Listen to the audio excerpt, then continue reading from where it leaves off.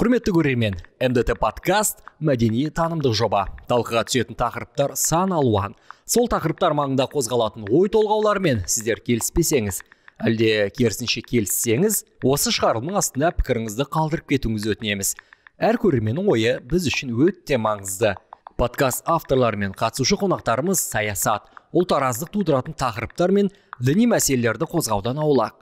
Бейнетаспаны көшіру мен авторлардың рұқсатын алмай қолдану заңмен қудаланады. Біз мынаны қалай бастап кеткенімізді білмей қалдық. Күшті ғой, сондай ол керек қой. Той туралы просто әңгімелесіп отырып. Сен байқадың ба менің не даусымдағы напрягты?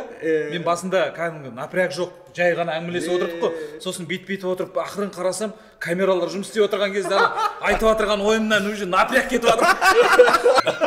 Автоматически дикция қосып, ой басы, құрметті достар, бізбен бірге болыңыздар. Сіздермен бірге подкаст мәдениет.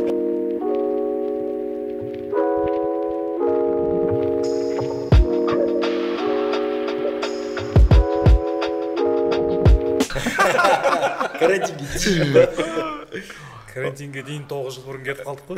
Жақсы болды. Тіпті тойдың дәуірі де карантинге дейін және кейін деп бөлінетін сияқты қазір. Қазірде бір карантиннен кейін тойдың тәртібі де бір өзгерген сияқты. Адамдар күндізгі болатын тойға үйреніп қалған сияқты да. Қазір бөлінген. Кешке қарай тез шаршап қалатын болған ба адамдар? Сағат 9-10-да уже кете бастаймын ба? Пакеттерін көтеріп. 12-1-лерде Баяғыдағы сондай еді ғой, келіп алып қалтаңа ақшаны тығып жіберіп, тағы бір жоқ па қазір? Қазір колонканы жинайтын едік қой баяғыда. Соны жаңағы айтсаң, жинап жатырмын деп айтсаң, басың бәлеге қалады. Сондықтан бүйтіп қарайсың да, бір-бірлеріне көзін қысып жіберсең уже білесің. Мына жерден жайлап алады да, 2 колонканың орнына біреуін қалдырады. Бір усилительдің бір каналын қалдырып қояды. Жаймеде. Ең соңында тек қана колонка, усилитель, микрофон тұрады, болды. Қашуға дайын ғой енді уже. Ең соңында жаңағы. Ол кезде Қалдаяқовтың әні гимн емес еді ғой. Соны айтқызып жібересің, бітті қазіргі гимнді. Жұрттың бәрі атып тұрады да соны айтып отырған кезде колонкалар жоқ. Кетіп қаласыздар. Содан бір 2 сағат бұрын расчет жасап аласың. Ол кезде нешеге дейін болады ана тойлар? Ұзақ болатын. Сағат түнгі 1-2-лерде кетпей қояды ғой. Сосын жайлап ол кезде енді ішкендер вообще жүріп алады жаныңа келіп алып. Уже туысқан болып кетеді, сен қайта-қайта келіп құшақтайды, бетіңден сүйеді. Жайлап қалтаңа 1-2 мың теңге тығып кетеді. Көңілін қимайсың сосын. Тағы бір билетесің. Бәйтеректің өзі бір ән айтқан кезде, ән айтуға келген кезде, мысалға, егерде 40 минут выступать ететін болса, оның 20 минутын выступать етсе етеді, қалған бәрін суретке түсетін еді ғой. Суретке түсіп ғой. Ол кезде де жаңағыдай ма еді аға? Сіздер ән айтып тұрасыздар, қастарыңыз келіп өздері түсе береді. Сондай ма еді ол кезде? Енді қатты емес еді ғой. Қазір қатты ғой. Бұрын енді ондай мынандай смартфондар болған жоқ, Инстаграм болған жоқ, бірден жаңағы прямой эфир андай-мындай деген. Бірақ телефонға түсіретін. Сосын телефонға түскіміз келмейтін көбінесе жаңағындай. Әбден аты шыққандар ол кезде телефонға түсу бір кішкене бір адамның бір әншінің бір абыройын түсіріп жатқан сияқты болып қалатын. Содан кейін Nokia'лардың кезі ғой, Nokia'лардың кезіндегі бірінші жаңағы телефондар еді ғой жаңағы. Қалай болса солай. Содан кейін екен ғана естеріңізде ма видео? Бүйтіп елбасымен келіп анау селфи істейін отқанда ите жібереді ғой. Сол кезде селфидің ең жаңа хит болып жатқан кезі ғой. Өтемұратов келіп селфи жасайтын кезі ма? Біз оған дейін өтіп кеттік қой одан. Оған дейін ол енді 2009 жылдарға дейін мысалға Инстаграмның өзі бір 2013, 2012, 2013-терде уже танымалдылыққа ие бола бастады ғой, алғаш жаңағы 10 мың адамдық деп жаңағы Баян Есентаевалар енді 10 мың подписчик бар деп шапкесін басында көтеретін. Күні кеше екен ғой сол 2012-2013. Біз ол кезде уже жоқпыз. Соңғы рет тойға қашан шықтыңыз аға? Біз ең соңғы әнімізді 2011 жылы жазыппыз. Тура 11 жыл бұрын, тойға есімде жоқ енді. Сол кездер. Сол кездерден кейін қош айтыстық қой. Сол кездерде енді тойға шыққан кезде ол қалай болды? Мәжбүрлік болды ма, әлде өзіңіз қаладыңыздар ма тойға шығуда? Әлде материалдық тұрғыдан керек болды? Әрине, мақсат той ғой. Мақсат той болды ол кезде міндетті түрде. Себебі ол кәдімгідей ақша алып келетін той. Енді көп жігіттер енді әрбірден кейін ұлттық компанияның менеджерларымен қатар олардан көп ақша тапты ғой. Тойда болды ғой біздің. Себебі біздің менталитетіміздің өзі кішігірім тапқан таянғанымызды тойға жұмсаймыз ғой. иә әлі күнге дейін сол ғой. Мына енді ковид деген келіп әйтеуір есімізді жиғызды ғой. Бір шапалақпен ұрғандай болды ғой. Анау тек көзімізді ашсақ той, көретініміз той, жасайтынымыз той, баратынымыз той, сөйтіп кеттік қой. Өз тойдың өзі де бірақ мынау именно пандемиядан кейін тойдың өзі де бір ретке келіп қалған сияқты кәдімгідей. Тәртіп тойдың тәртібі бар да кәдімгідей. Адамдар да мысалға баяғыда топырлатып 250, 300, 400 адамға дейін шақыра беретін болса, қазір адам саны бір 120. Ары кетсе бір 100-ге мысалға. Солай шақырады. Енді мейрамханаға былайша айтқан кезде әлі күнге дейін енді кеше президентіміз сөйлегеннен кейін кішкене есіктер ашылып қалды ғой мейрамханамыздың. Алдында анау артынан кіріп артынан қашып жүрген кездер. Енді мынандай дүние мен үшін қызық, менің жеке пікірім, сіздерде қалай екенін. Енді мәдениет саласының өкілдері, өнер саласының өкілдері тойға көп шығып кетсе, негізгі жұмысы, мысалы театр болсын, кино болсын, немесе мысалы телеарнада жұмыс істейтіндер болсын, негізгі жұмысы сәл екінші планға шығып қалуы мүмкін секілді да, кейбір кезде андай оңай ақша болып қалады ғой негізі тойға шыққан кезде. Сол кезде негізгі өнер кенде қалып қоймай ма, қалай ойлайсыз? Кенде қалып қойды. Мен жалпы осыған дейін де бір-екі осындай бір ойларымды айтып едім. Жалпы мына қай жерде көп ақша келетін жерде мықты таланттылар, мықты ойы жүйріктер, мықты өзінің жаңағы қай жағынан да потенциалы жоғары адамдар. Енді ол заңдылық қой. Ал енді бізде қазір соңғы кездерде мына әсіресе карантинге дейін көп ақша тойға құйылды ғой. Той деген бизнеске айналды. Сол кезде мысалға біз өнеріміз ұтылды. Неден ұтылды? Себебі біздің ең мықты деген талантты жастарымыз, мықты деген ойы жүйрік, біздің қазақ өнеріне кәдімгідей үлкен бір не әкелетін жаңағы дүмпу алып келетін, импульс алып келетін, бір құбылыс болып келетін қыздар мен жігіттер өздерінің барлық жаңағы мүмкіндіктерін тойға салып жіберді. Ал енді сәл таланты кемдеу, мүмкіншілігі аздаулар жаңағы өнердің жалында жүріп алды да, сөйтіп біз қалай дегенменде біз осы бір сәтте, мен оны 100% айта аламын, біз ұтылып қалдық. Себебі айтып тұрмын ғой, кез келген адамды тұрмыс билейді ғой.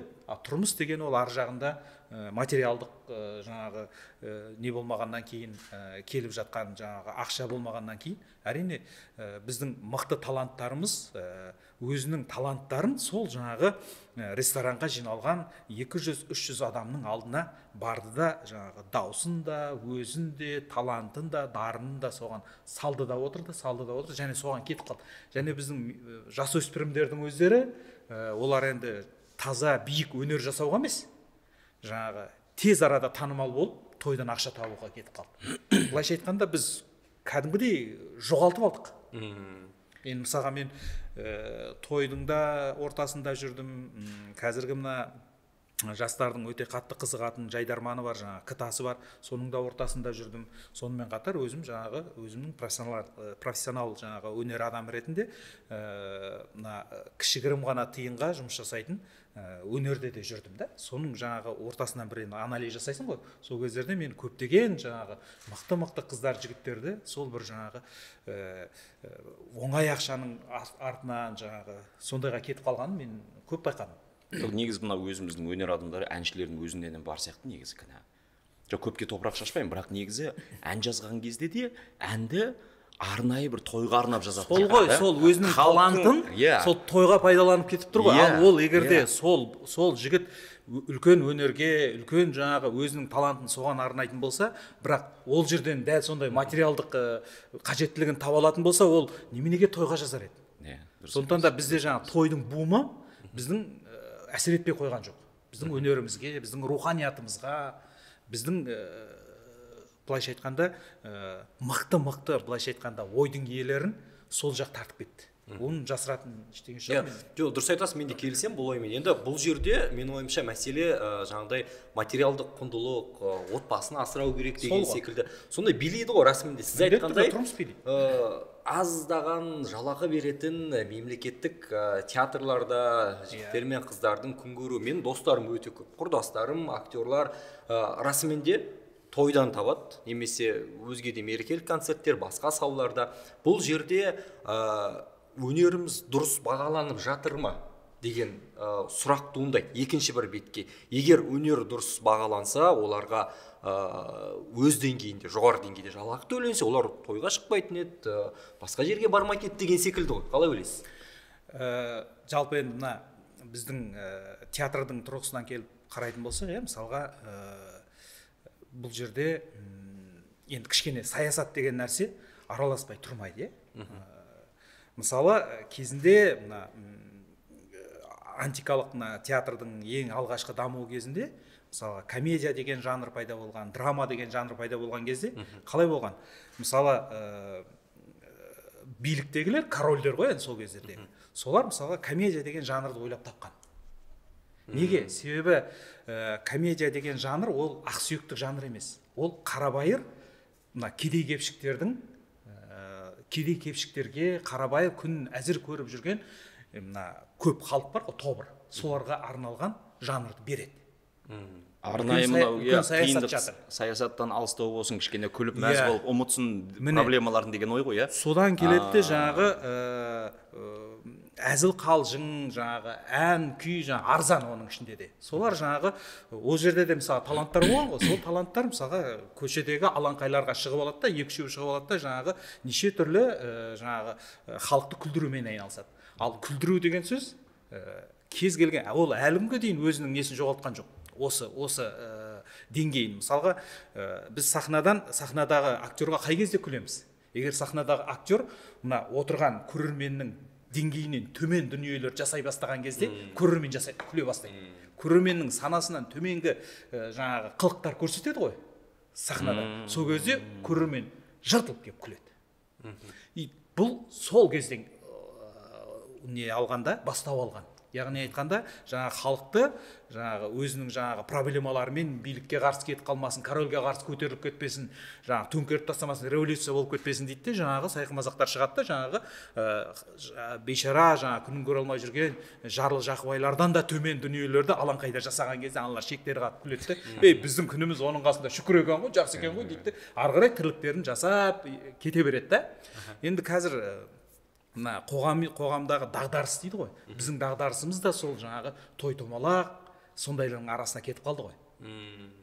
Сөйтіп айналып келген кезде жаңағы руханият деген не, біз жаңағы өзіміздің немізді, деңгейімізді жаңағы одан да жоғары бізді басқарып отырған деңгейлерге бармас үшін, мысалға осындай да бір жаңағы, бұның ар жағында да саясат жатыр да мысалға. Бірақ кез келген нәрсенің өзінің бір үлкен бір жирный точкалар болып жатады ғой. Бұл енді әлемдік пандемияға алып келген кезде бәріміз есіміз жидік, не істеп жатырмыз біз деп ойланайықшы дейміз да. И содан кейін келеді де адам өзінің шын рухани азығын іздей бастайды. Біз деген тіпті той-томалақпен кетіп қалыппыз ғой. Біз қатты кетіп қалған сияқтымыз деп жаңағы 2 жыл бізді қамады ғой. Қамаған кезде біз сілкіп алды ғой, біз кітап оқи бастадық, біз басқаша ойлана бастадық. Жаңағының бәріне спортпен айналысып кеттік. Спортпен айналыстық. Өзіміздің туған туысқандарымызбен қалай кәдімгідей отырып алып сөйлесетін болдық. Видеомен емес. Содан кейін де жаңа өзің айтып отырған енді тойдың өзінің де бір осыған дейінгідей емес басқаша не алып бара жатқаны жаңағы келбет алып бара жатқаны. Түсіне бастадық қой көп дүниені расымен.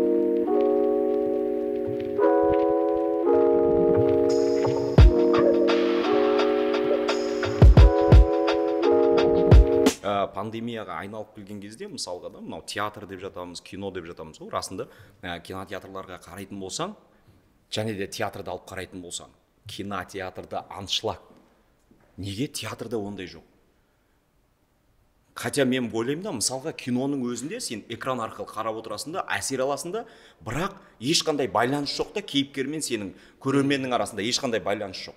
Ал театрда сезінесің. Ал театрда сен әрине міне отырысында мына жерде актерлар ойнап жатады, тамаша сезім ғой. Сен былайша айтқан кезде соның образына кіріп кетесің, мысленно бар ғой. Енді мықты актерлар сахнада ойнаған кезде рас қой, солай соның кейпіне кіріп кетесің де жаңағыдай бір білмеймін, бір өзіңде бір андай махаббат сезімі, жанашу сезімі деген сияқты, иә, бір мысалға білмеймін, эмпатия деп жатады ғой, бір жанашырлық, сондай бір басқа бір өзгеше сезімдер оянады да. Демек сен бір ішкі дүниелерің бір рухани қозғалатын сияқты театрда. Бірақ кинотеатрды, бірақ өкінішке орай қазір алып қарайтын болсаң, театр дегеніңде мысалға алдында санаулы ғана адам, өзі театралдар болады ғой, театрды жақсы көретін кісілер бар, иә, жоқ емес, бірақ кинотеатр дегенің толып жатады мысалға. Басқа жерді алып қарайтын болсаң да толып жатады. Мен айтамын, неге ол мысалға, ол қалай ол? Жалпы біз негізі қазақ халқы, былай орысша айтқанда театральный емеспіз ғой. Себебі біз өзіміздің мына ұлттық өзіміздің түпкі театрымызды таппағанбыз әлі.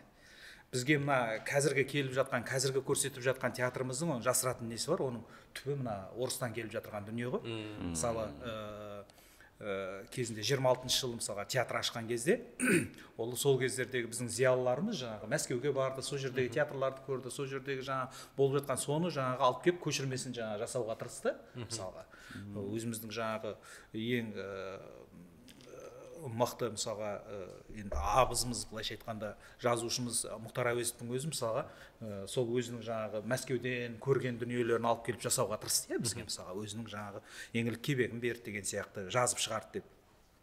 Одан кейін мысалға профессионал бізде мысалға актер шеберлігі және режиссура деген нәрсені мысалға Асқар Тоқпанов деген ағамыз Москвадан ең бірінші оқып келді де, ол бізде жаңағы профессионалды бірінші жаңағы театр режиссері немесе педагогы деп сол кісіні атаймыз, иә. Ол да мысалға оның түбі алып келгені Мәскеу.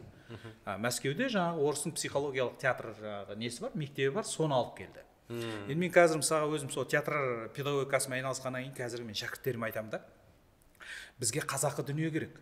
Кәдімгі қазақтың өзінің актер шеберлігінің, кәдімгі қазақтың ұлттық жаңағы кодынан нәр алған дүние керек та.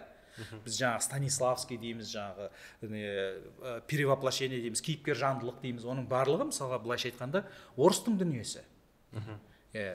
Содан кейін де шығар деп ойлаймын, біздің мысалға қазақ халқының тек қана ұлтымыз туралы айтып отырмын да мен. Таза бір театрға деген жаңағы сүйіспеншілігінің соншалықты мысалға орыс халқына қараған кезде біз кішкене сабырлы қараймыз да театрдағы өнерге. Себебі біз сахнадағы шыққан актердің 5-6 адам шығып алып жаңа рөл ойнағандарынан гөрі бізге жалғыз адамдардың шығып монолог оққаны көбірек қызық. Себебі неге? Біздің ұлттық кодымызда сол жатыр. Ар жағында жыршылық, термешілік, олар кезінде жаңағы киіз үйлерді жинап алғанда жалғыз адам отырып таңнан таңға жалғыз, былайша айтқанда театр одного актераны мықты болған ғой. Біз осы жаңағы өзіміздің жаңағы ұлттық жаңағы актерлық шеберлігімізден шығара алмай тұрмыз да өзіміздің театрымызды. Сондықтан да ол мысалға бізге сондай бір керемет жаңағы сіңіп кете алмай жатыр да біздің қазақ халқына. Сондықтан да деп ойлаймын, ол енді бір түбі менен былай профессионал керемет той, көзбен қараған кезде ше. Кәдімгі мен ойланып қалдым. Себебі неге бізде мысалға бұл жайында ойда қозғамайды екен. Айтыс десе мысалға да 10 000 теңге, 15 000 теңгеден осы жерге айтыс жасашы. Билет түгел өтеді. Аншлаг, еще ең қызығы айтыс 6-7 сағатқа созыла ма? 6-7 сағат бойы халық көреді соны. Неге? Себебі біздің өзіміздің ұлттық кодымыздағы дүние да ол. Ал енді айтыс деген ол театр ғой. Себебі айтыс ақындары мысалға ол әрқайсысы өзінің образдары бар да сахнада. Балғынбектің образы бар, Айнұрдың өзінің образы бар, Сараның өзінің образы, әрқайсысы өзінің бір образын ұстап алады да, дейді жаңағы, ол қылғынып жаңағы ойнамайды да. Театрдағы актерлар сияқты отырып алады да жаңағы халықтың ойындағы дүниелерін айтып отырады, әзілін айтады, тіліп айтады. Ол халыққа ұнайды. Біздің театрымыз негізі осы. Негізгі түпкі, біздің түпкі театрымыз. Ал енді мынау келіп отырған театр ол орыс, ар жағы Еуропадан келген ғой. Енді кезіндегі біздің қазіргі мына даже драматургиялық заңдылықтардың өзін біз сол жаңағы мына неден аламыз, орыстардан, оның ар жағында Аристотельден аламыз да мысалға. Біздің мысалға драматургия туралы оның жазып кеткен трактаттарын әлі содан шыға алмаймыз. Мысалға Қытай, мына Индиялардың деген ұрмайды оны. Олардың өздерінің ұлттық драматургиялық мектептері бар. Иә, олар да бөлек қой. Иә, Индияда бар мысалға. Қытайлардың да ауырмайды. Олар себебі не? Олар сол жаңа біздің ғасырымызға дейін олар соны қалыптастырып тастаған да. Бәлкім біз оларды білмеймін, жеке мен өзім үшін айтайын, кейбір кезде енді шығыстың, Жапонияның театрларын қараған кезде біз түсінбейміз, бізге қызық емес, себебі біз мына бетке үйреніп қалғанбыз. Біз ана жақтан алдық. Ал олардың өздерінің мысалға кабуки деген мысалға Жапонияның театрлары, олардың отырып алып екі мысалға мынандай бір өздерінің ұлттық киімдерін киіп алады да, отырып алып жаңағы шай бар ғой, шай, соны шайды ішеді отырып. Соны 2 сағат бойы отырып көрермен қарайды соны. А сен оның жерде әрі кетсе 5 минуттан кейін болды, шығып кетесің ана жерден. Саған қызық емес. А бірақ олар саған қызық па, қызық емес па? қазаққа да өтетін сияқты, біздің қазақ шайды жақсы көреді. Дарбашы оларшы. Себебі олар өздерінің ұлтымен кетіп қалған адамдар да, ұлттық дүниелермен. Енді біз кішкене жан-жақтан алғымыз келіп тұрады ғой, ананды алғымыз келіп, мынаны өзімізді жоғалтып алып тұрмыз ғой енді біз. Өте күшті ғой, расымен де бір жағынан менің ойымша бізге неге жаңа Дәурен мырзаның айтқан ойы, неге театрда аншлаг жоқ? Неге кинотеатрда аншлаг? Себебі сіздің ойыңызбен шамалы ұштасып, менің өзімнің бір пікірімді білдірейін. Менің ойымша, мысалы, Европадан, Ресейден, көршілерімізден алдық, жоғарыдан алдық. Театр өнерін театрға өзімізге сіңдіріп жатырмыз, қанша жыл бойы. Сонау Нартай Бекжанов атындағы алғашқы театр ашылғанында 26 жылдан бастап, мысалы. Бірақ бізге сіңбегені, сіз айтқаныңыз ойыңыз сәл өзгерту керек, ұлттық нақыш қосу керек деген, біз эмоционалды халық емеспіз.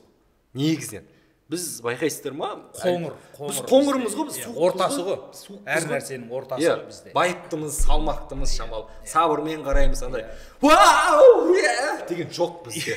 Ана Димаш бізде өлең айтса, ешкім бәрі бүйтіп қарайды, а Қытайға барып айтса, аналар жылайман аның әр додасына. Сол Димаш демекші бір неге риза болдым да, мысалға көптеген біздің әлемдік жұлдыздарымыз, әлемдік уровеньге шыққан мысалы жұлдыздарымыз көп болғанда астына жазып қойыпты мысалға. Қазақстанды бағындыру үшін сен бірінші әлемді бағындыруың керек деп ше. Сен сол кезде қазақтар мойындайды. Жоқ, ол жерде ондай емес сияқты. Жалпы біз өзіміз салмақтымыз. Табиғатымыз. Біз жаңағыдай ғой, шай ішіп алып, дәстүрлі ән тыңдап. Домбырамыздың үні де сол қоңыр, күмбір етеді. Гитара сияқты, скрипка сияқты шаңқылдамайды ғой. Біздің домбырамыздың өзі енді біздің мінезіміз ғой. Жоқ, ол мысалға мен айтайын, енді қазір енді жаңа айтып жатқан ойыңа ғой. Бірақ енді алып келген кезде қазіргі жастар мысалға мүлдем басқа ғой. Олар сенің домбыраңды да тыңдамайды, олар сенің басқаңды да тыңдамайды. Мысалға бір ұлттық нақышты қосу керек дейді, бірақ бір жағынан мысалға современный деп жатады ғой, мысалға современный молодежь деп жатады қазіргі жастарымыздың, білмеймін, енді олар өзгеше тәрбие енді біздің поколение, міне біздің ортамыз мысалға бізбен қатарлардың барлығы бір ойлар өзгеше де, одан төмен жастарды қазіргі жастарды алып қарайтын болсаң, мүлдем басқа, ойлау қабілеттері де басқа. Ол интернеттің ашықтығынан ба, кез келген мысалға бір өзгеріске ұшырап бара жатыр да. Қазір былайша айтқанда коммуникация мысалға өте жақын болды да, бірақ жақын бола тұра біз бір-бірімізден алыстап бара жатырмыз ғой. Былай қарасаң өте жақында тұрсады, қазір мысалы Америкадағы сенің досыңмен отырып та сөйлесе бере аласың, немесе қасыңдағы отырған адаммен сөйлеспейсің, телефонмен отырасың. Сондай бір не кетіп жатыр. Бірақ бәрібір де біз жастарды қалай бар солай қабылдауымыз керек сияқты. Себебі бізде жас болған кезде бізде түсінген жоқ үлкендер. Солай айтты біз туралы да. Осы жерде айтып жіберейін, мен әкем маған не анау шашыңды өсіріп алғансың деп, мектептің кезінде ғой, не анау шашыңды өсіріп алғансың, неге бантик тағып алғансың, неге мынандай деп ұрсады деп, бір күні әкемнің черно-белый суретін көріп қойып, шалбарымен шаш үлгісін көріп, мынау не деп мен керісінше айтқам, бүйтіп өсіп кеткен ол кездерде ғой. Сондай, сол секілді расымен де әркімнің өзі жас болған кезде, ол кезде мәдениет басқаша болды бәлкім. Тренд басқаша болды, сән басқаша болды. Енді бұл жерде Дәурен мырзаның сөзіне қарсы шыққым келіп тұр. Себебі бізде жастардың арасының өзінде ұлттық болмысымызды қалыптастырып, оны сәнге айналдырғысы келіп, сәл өзгеше интерпретациямен ұсынып жүргендер бар. Мысалы, мен өзім таң қалдым, естіген кезде, білмеймін, бәлкім мені білімсіздігімнен болған шығар, Абайдың бой бұлған әнін Дюден зе гитар, қателеспесем дұрыс оқысын, және Монро деген жаңа толқын деп айтамын мен, олар жаңа толқын әдемі бейнебаян түсіріп, гитарамен әдемі қылып орындап шықты да, және оның қазір ютубтағы қаралымы, тыңдайтыны өте кәдімгідей миллиондардан асып кетті. Менің ойымша бұл ол күнге дейін, оларға дейін мен бой бұлғанды тыңдамаппын. Мен білмейді екенмін, шынымды айтайын. Бәлкім бұл кешірім сұрайық, аға өлең ретінде білесің. Өлең ретінде, ән ретінде білмеймін. Ал жастар жаңа толқын алып келді, вау дедім мен кәдімгідей. Жоқ, мен жаңа жастар сен әлі де жассың, онда айтайын ба? Сен өзіңнің қарт екеніңді қағез сезетініңді. Мына артыңнан шығып келе жатқан әншілерді сен танымай қаласың ғой, олардың әндерін білмей қалған кезде сен ана жастағы поколениядан өсіп кеттің деген сөз. Шын. Бәлкім. Сен егерде мына артыңнан өсіп келе жатқан әншілердің жаңадан шығып жатқан әндерін және оны орындайтын кім екенін біліп жүрсең, сен әлі де сол буындасың. Рахмет аға. Жоқ, шын. Егер сен сосын енді бір 5-6 жылда сен білмей қаласың. Артына шығып жатқан. Сен сияқты бір жігіттер келіп айтады, мына әнді танып, мынау күшті ән шықты деген сен бүйтіп қарап, мынаны естімеппін мен дедің ба? Болды. Келді деген сөз. Так что жақсы демалып ал. 5-6 жылға алып, жылын сен білесің бе жаңағылар мысалға? Жоқ. Менің білмейтініме 15 жыл болды. 15 жыл. Соңғы 15 жылда шыққан әншілерді білмеймін мен. Мен жақында естім. Жақында ғана естім осы әнді. Бірақ сен әлі де жүр екенсің екі ортада. Екі ортада ғой. Ойланып жүр әлі. Жібермей жатыр да. Екі жақта. Бірақ бұл жерде айтайын дегенім, жаспын, әрине тыңдаймын, бірақ мынау TikTok деген трендке ілесе алмай жүрмін әлі. Онда сен кетіп бара жатсың.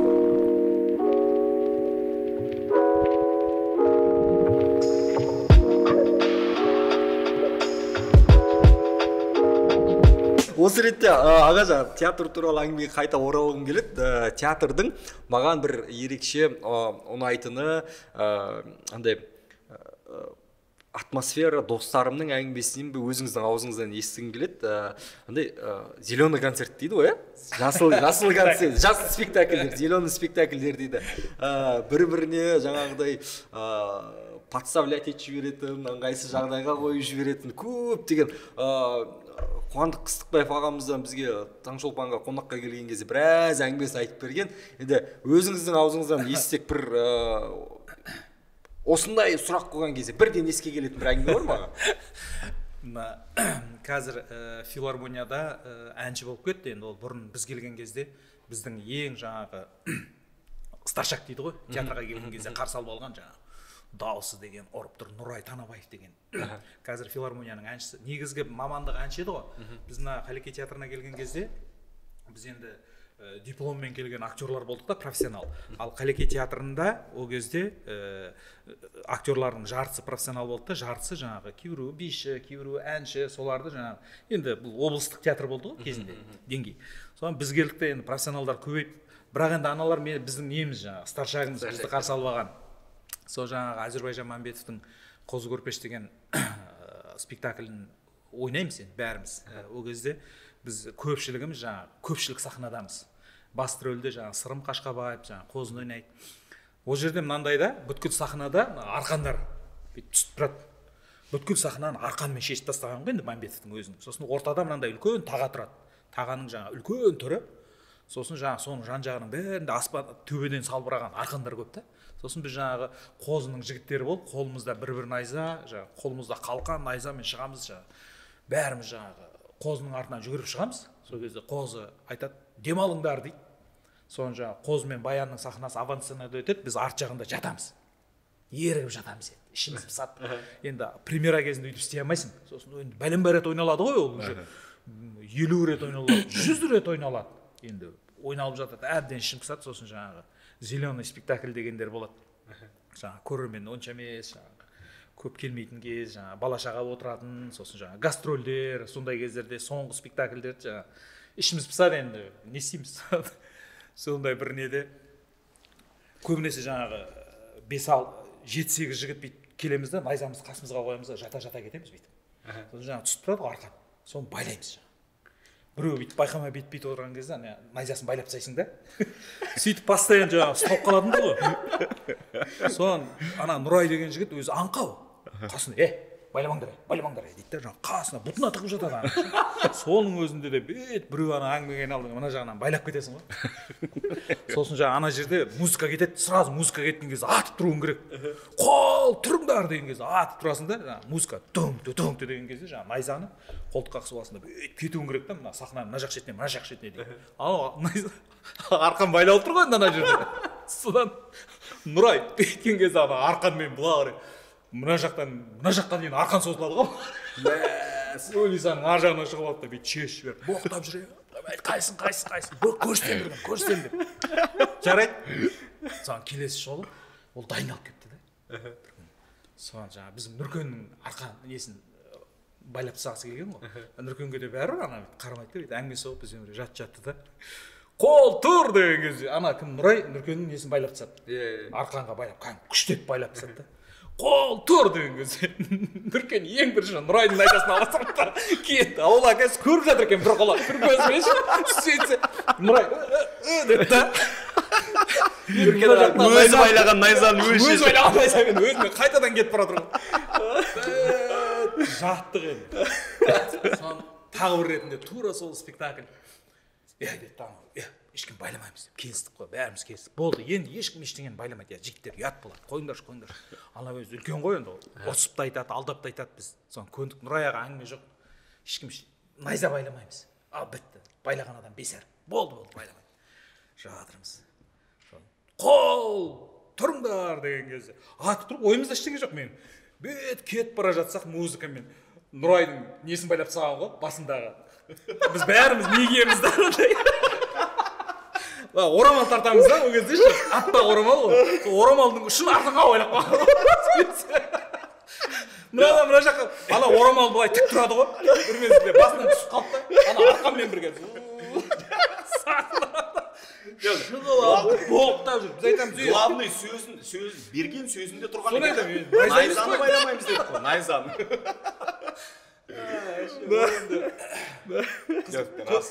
Театрдың өзі мысалға өмір ішіндегілердің барлығы актер дейді ғой. Кезінде мысалы драматург кім Уильям Шекспирдің сөзі емес пе? Өмірдің өзі театр деп жатады. Рас, барлық нәрсе бір театр.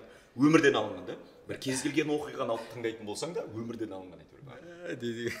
Жоқ, театр сахнасында мен айтамын да, кейде бір не болатын сияқты, бір әртістер мысалға актерлар өнер көрсетіп жатқан кезде бір бола ма мынандай дұрыс емес сөз, чисто импровизацияға мысалға.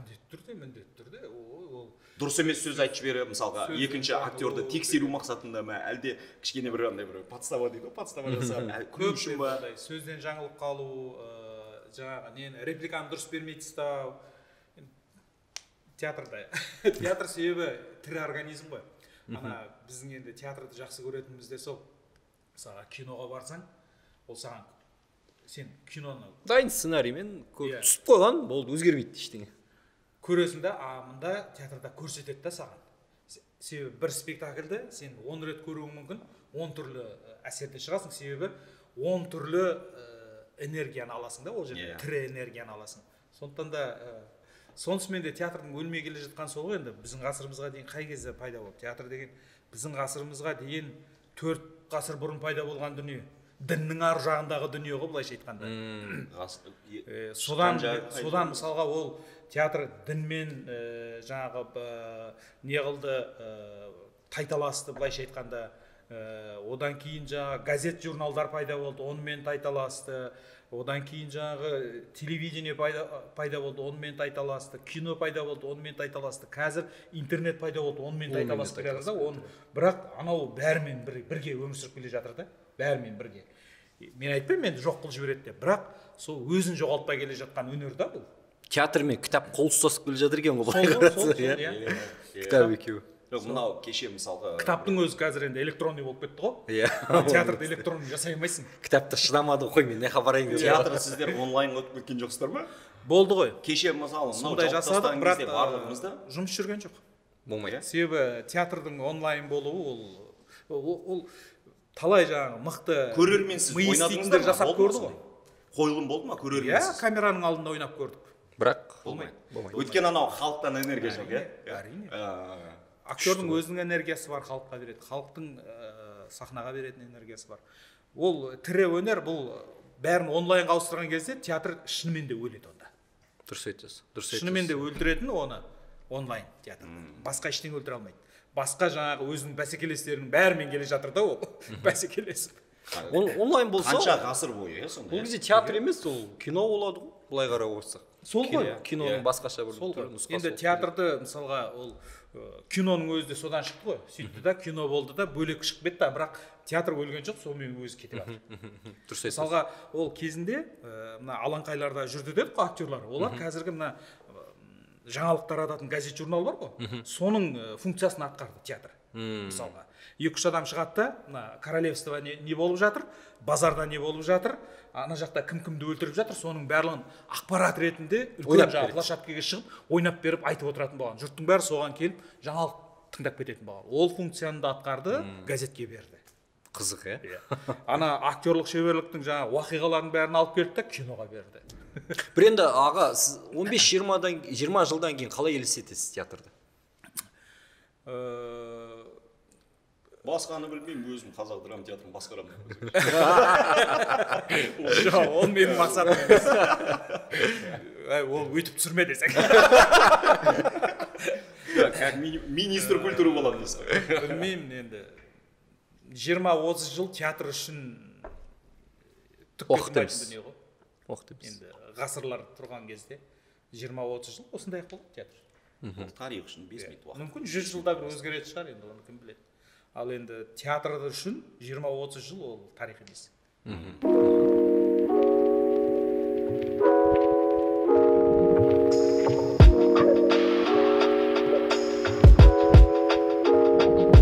Расымен де бір осындай подкасттар болсын, басқа бір дүниелер болсын, ол да қазіргі рухани азық алудың қазіргі түрі ғой. Қазіргі түрі бір аудио кітап тыңдау деген секілді, кітаптың өзі аудио болып кетті ғой негізінен былай қарап отырсақ. Дегенмен театрға бару, кітапты былай кәдімгідей тірілей оқудың өзі, қағаздан оқудың өзі ол тіптен бөлек қой. Иісін сезіп отырып. Иісін сезу. Енді аға, осы ретте мен баяғыда түсінбейтінмін, сіздердің пікірлеріңізді білгім келеді. Рухани азық алу деген дүниені. Біз материалдық құндылықтарға байланып қалған адамдарымыз ғой негізінен. Біз үй болу керек, мынандай болу керек, мынандай болу керек деген секілді, мынандай болу керек, барлығының өзінің формасы болу керек, үй 4 бұрышты болу керек, мынандай болу керек деген секілді.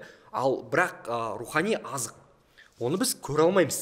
Біз оны сезінеміз тек қана сезінеміз, оны өзіңнен өткізу керек. Мен оны түсінбейтінмін. Ой, мен олсыз ақ өмір сүре аламын деп, бірақ бір іште мен өзімнің сезіммен түсіндіріп көрейін.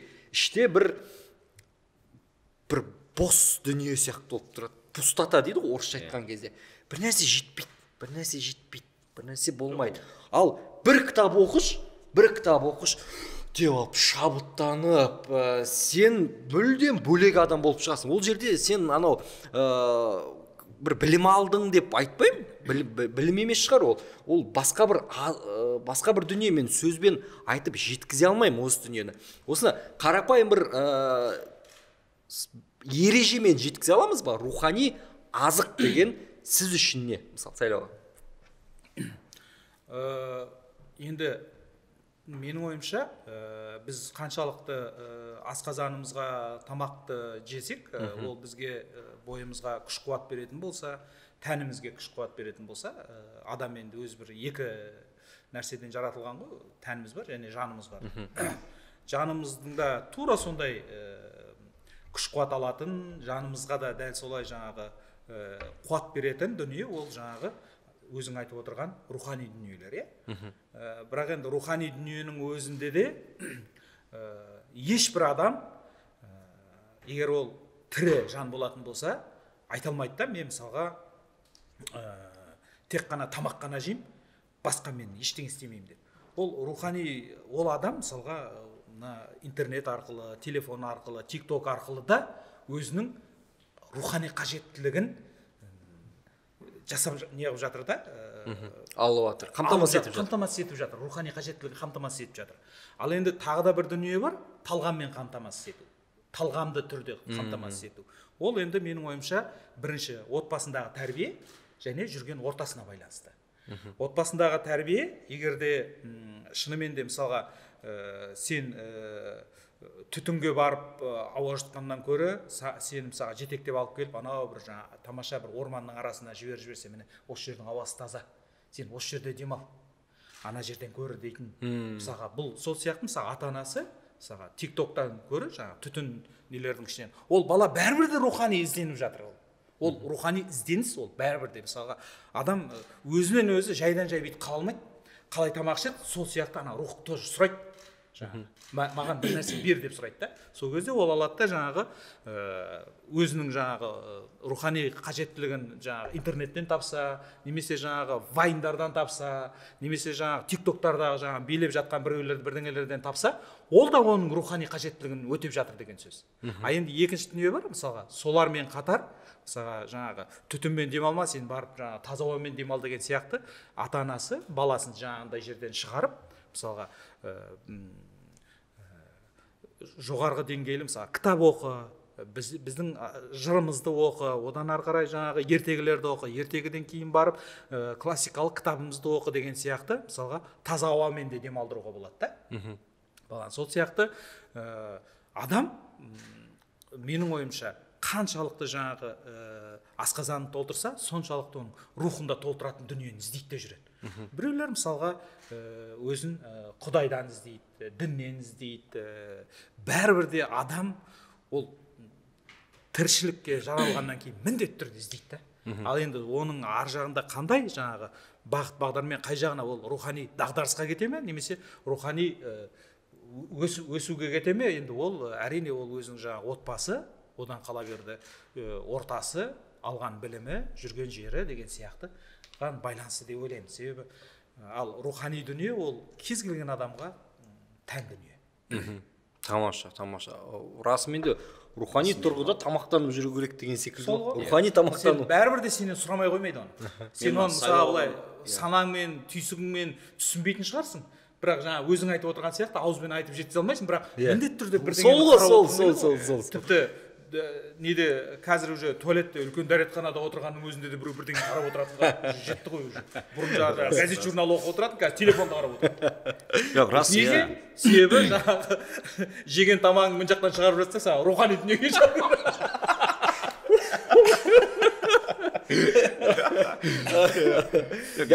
рухани дүние, мен толығымен келсем, мен Сайлау ағам сөзінде жалғастырғым келіп отыр. Жаңа айтып жатыр ғой, мысалға, асқазанды толтырып тамақтанатын болсақ дейді, мысалы алып қарайтын болсаң, ойланып қарайтын болсақ, мысалға біздің жейтін мынау жеп жатқан нәрсеміздің барлығы жерден шығады да.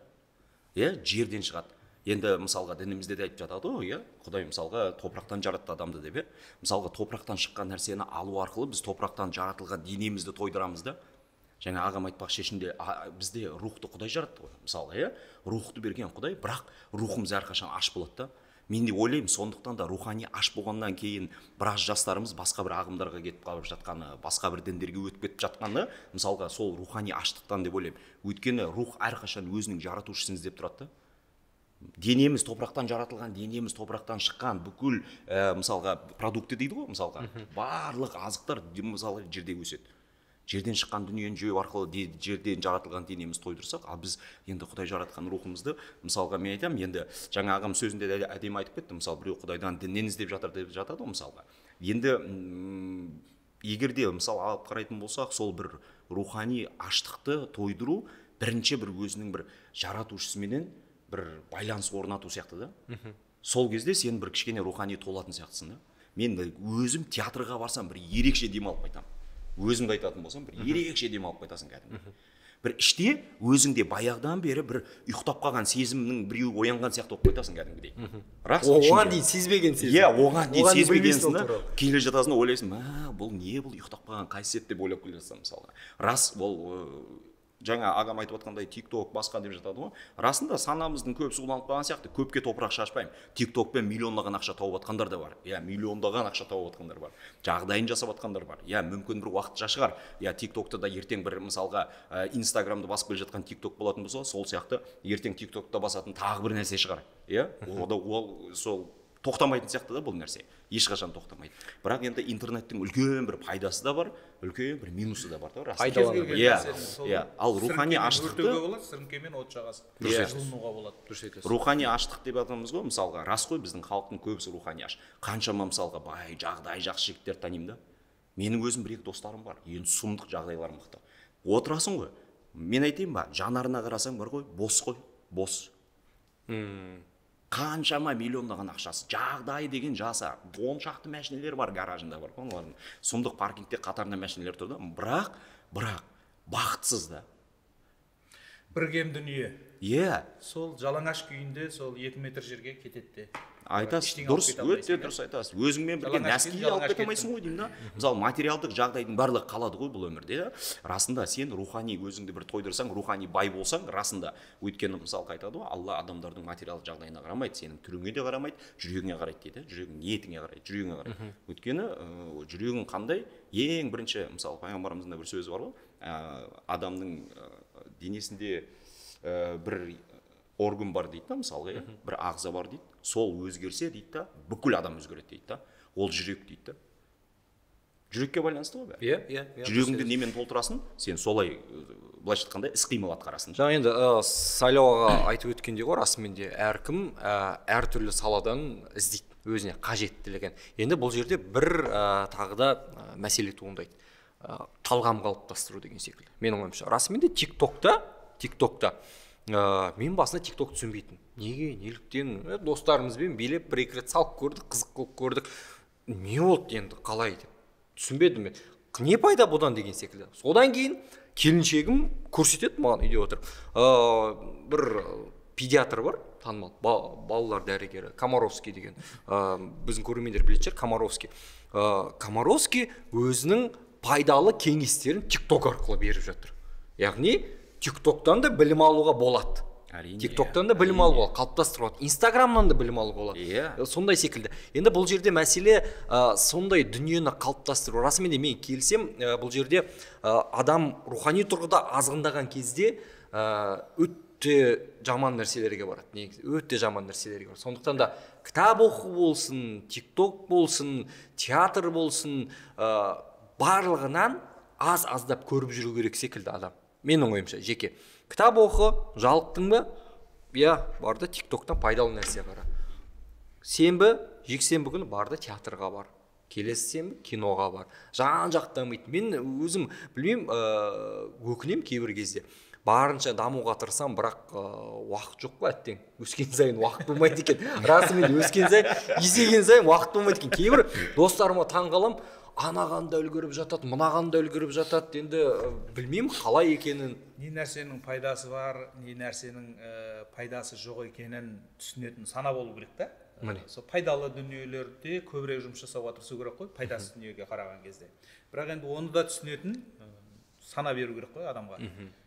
Тағы да айналып келген кезде сол тек деген нәрсеге келіп тірелеміз, ата-ана деген дүниеге келіп тірелеміз. Сенің жаңағы арғы бабаң, атаң содан адамға беріледі ғой. Тектен текке беріліп отырады, тектіден текті туады деген сияқты ғой. Иә, дұрыс айтасыз. Сосын міндетті түрде мен айтар едім, ең үлкен адамның жалпы болмысына әсер ететін нәрсе ол ортасы. Адам, қандай ортаға түсіп кетті болды. Сол орта ол соған айналады. Адамды айналдырып жібереді соған. Сондықтан да егерде сен діни радикалдардың ортасына түсіп кетсең, сен сондай болып шығасың. Себебі ол орта сен солай тәрбиелеп жібереді. Орташа болатын болса, сондай боласың. Немесе бір интеллектуалдардың ортасына түссең, анау айтады ғой, шаба алмайтын атты жүйріктердің ортасына қоссаң, ұялғаннан шауып кетеді. Сен интеллектуалдардың ортасына түсетін болсаң, сен міндетті түрде сен дәл сол ортада жаңағы жарқырап интеллектіңмен көрінбесең де, басқа ортада сен жарқырап тұрасың. Себебі жаңағы ортаның сен сәулесін алып жүрсің да. Сондықтан да кез келген кезде, мысалы әсіресе ұрпақ тәрбиесіне келген кезде, өсіп келе жатқан ұл қыздарыңның кіммен араласатынын білу керек та, қай ортада жүргенін білу керек. Сол сияқты мысалға білмеймін, мен өзім енді үлкен кемпір шалдың баласымын, кенжесі болдым ғой. Енді біздің әке-шешеміз тіпті оқуға кеткен кезде қайда оқуға түскенімізді де білген жоқ қой. бір әйтеуір Құдайдың бір өзінің бір оңдағаны болу керек. Өте жақсы ортаға түсіп кеттік қой енді. Құдайға шүкір. Иә. Ал қазіргі мына заманда кәдімгідей қадам-қадаммен бақылап отыру керек пе деп ойлаймын. Қазіргі жас қыздар мен ұлдардың. Әрине. Дұрыс айтасыз. Мынау қай ортада жүргені. Детский, мысалға, YouTube деп жатады, басқа деп жатады. Кез келген жаңағыдай қолындағы мынау телефон, ұялы телефондарының өзінде балаларының міндетті түрде жаңағыдай контрольге алып отыру керек. Өйткені оның не көріп жатқанын білмейсің. Өйткені өзіңіз айтпақшы, жаңа радикалдар деген сөз, мысалға, кешеде мынау Сирияда жағдай болған кезде қаншама қазақтар кетіп қалды. Жанұясын алып кетіп қалды. Оның барлығына біреу келіп, мына жақта агитация жасаған жоқ қой. Біреу келіп уағыздаған жоқ, барлығы интернет арқылы ғой сол. Интернет арқылы көріп алды, интернет арқылы тыңдады деген сияқты. Сонымен алды да, соңында не болды? Алды да, ойбай деп басқа бір елге барып, жаңағыдай ақымақтық жасап жүрді. Енді интернеттің әсері өте қатты да балалардың тәрбиесіне де, басқада да, қалыптасуына да. Баланың тәрбиесін мысалға мынау кішкентайынан бастап кезінде мысалы дінімізде бір уағызда тыңдаған едім, айтады ғой, бір әйел кісі, екі қабат әйел кісі келіп пайғамбарымыздан сұрап, баламның тәрбиесін, бала көтеріп жүрген әйел кісі келеді, 9-шы ай ма, 7-ші ай ма, 9-шы айда ма, бір тілім жазықты, точно бір есімде жоқ, нақты. Бірақ сол кезде келіп айтқан кезде баланың тәрбиесін қашан бастайын деген кезде қазір баста дейді. Қазір баста дейді. Бала әлі ішінде жатыр да, бірақ қазір баста дейді. Өйткені баланың тәрбиесі ғой, ол баланың кішкентайынан, жаңа ағам айтып жатыр ғой, әдемі сөздер айтып жатыр. Расында тәрбиеге байланысты көп нәрсе. Егерде қазір ата-анасы, мысалға, егер деймін да, ата-анасының өзі жаңа жоғар жақтағы әңгімеде, жаңа жоғар жақтағы темаға қайттан оралсақ, рухани дейді ғой, егерде рухани бос болатын болса, өзінде жоқ нәрсені балаға қалай береді? Егер өзі мысалға бос болатын болса, ата-ананың өзі, рухани аш болатын болса, өзінде мысалға бір жақсы бір мейірімділік болмаса, әке-шешеде басқа болмаса, олардың алған тәрбиесі болмаса, өзіндегі жоқ нәрсені ол балаға қалай береді, өзге нәрсені?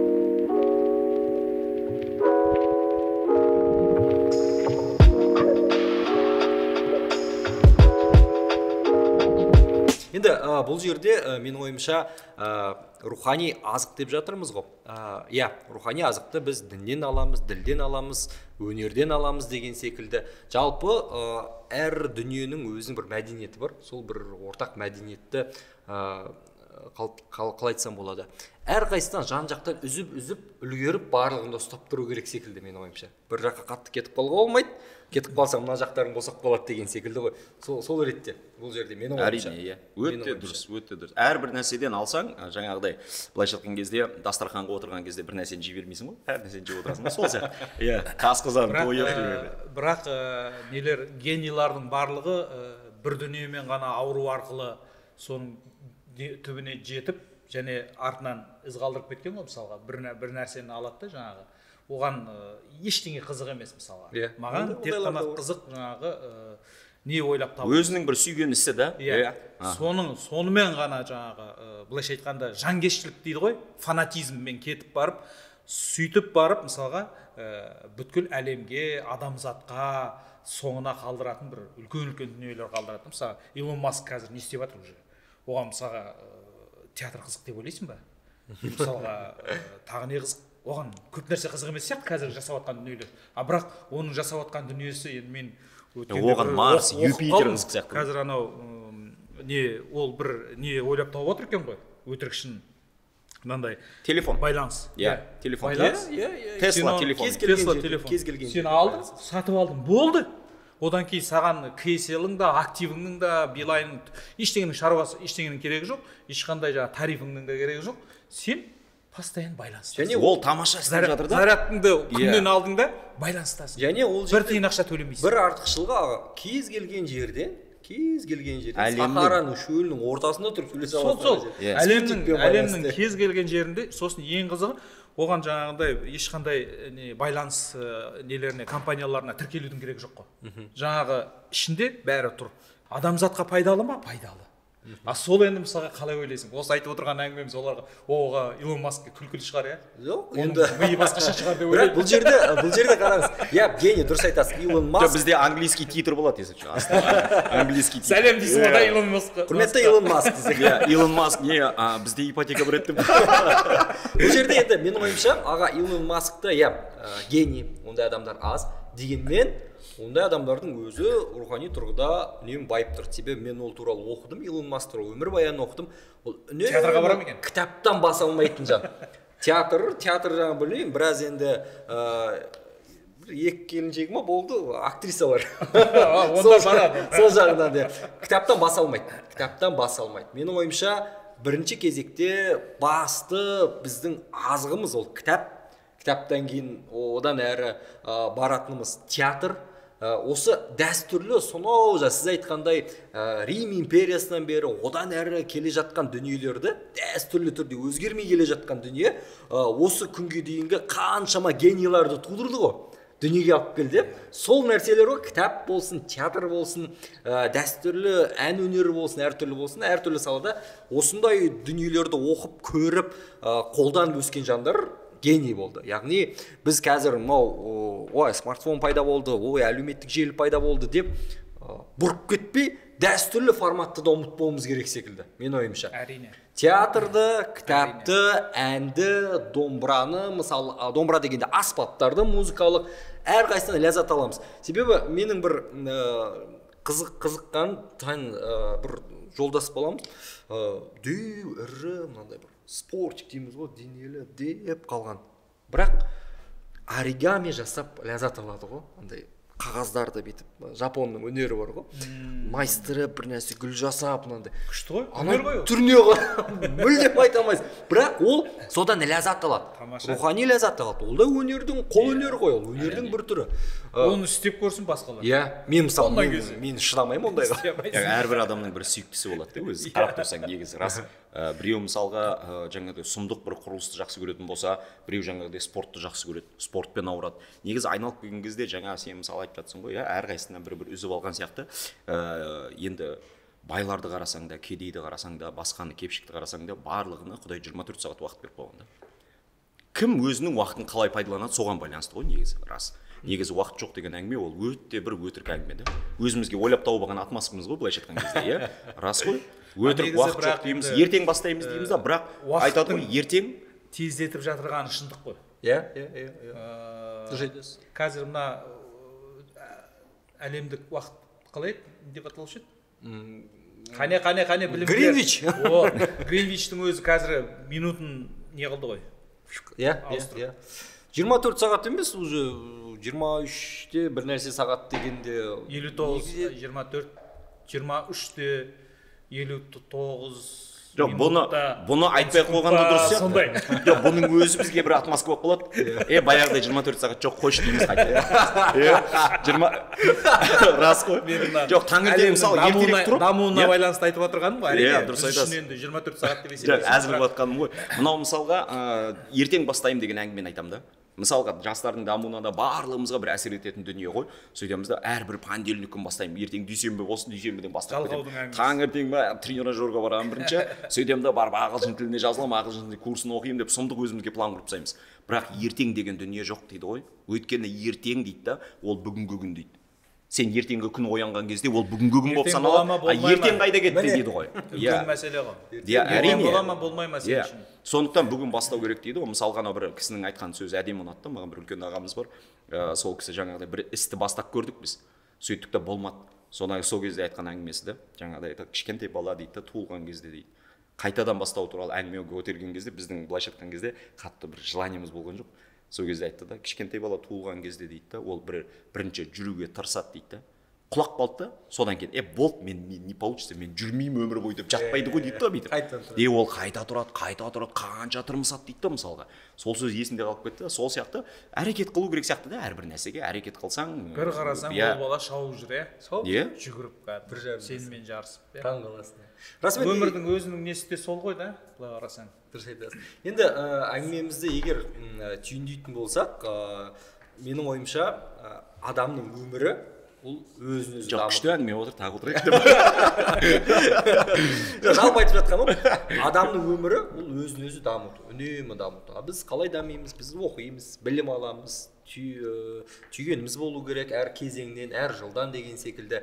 Және де әрине рухани азық алуымыз керек. Рухани азықты жаңа қайталап айтып өтейін, Сайлау ағамыз айтып өткендей, әркімнің өзінің әдісі бар. әркімнің өз әдісі бар, бірақ басым көпшілігі мойындау керек, үлкені бар, кішісі бар, өнерден, мәдениеттен алады негізінен рухани азықты. Сондықтан да барынша қымбатты көрермен, қадірлі достар, бұл МДТ подкаст сіздер үшін пайдалы болды деген ойдамыз. Біз сіздерге бір ақыл айтып жатқан жоқпыз, бір кеңес айтып жатқан жоқпыз, жай ойымызбен бөлістік.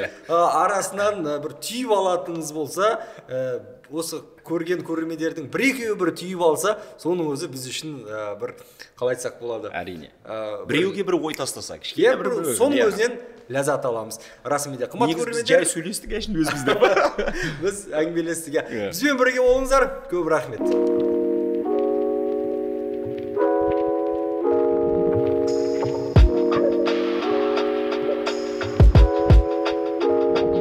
Рахмет сіздерге. Жақсы, өздеріңе де рахмет. Мен бір рахат алдым. Себебі расымен де мынау сөзбен айтып жеткізе алмайтын мынау азықты ше, рухани азықты. Қалай деп сіз кәдімгідей ережесін айтып бердіңіз. Негізінен ше, негізінен анықтамасын.